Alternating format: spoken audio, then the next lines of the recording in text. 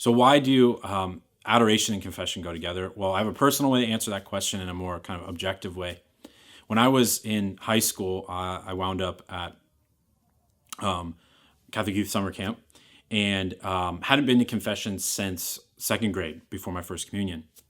And one of the things that they do at CYC is have adoration next to their lake beach on Wednesday nights during camp week.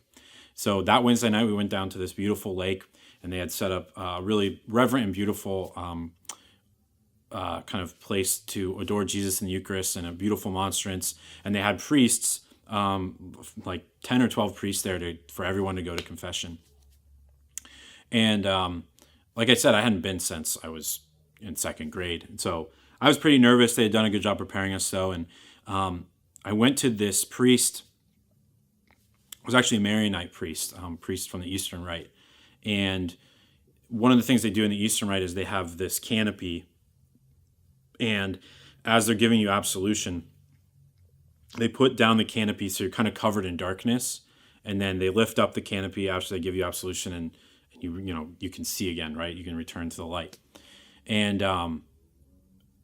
I just remember receiving confession, going and knowing what it was, but not fully understanding it.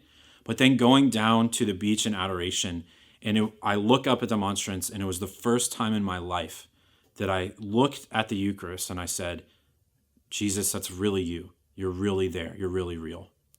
That hymn, Holy, Holy, Holy, has a line, though the eye made blind by sin, thy glory cannot see. Right? That sin blinds us to God's presence. It not only separates us from God, but actually prevents us from seeing him.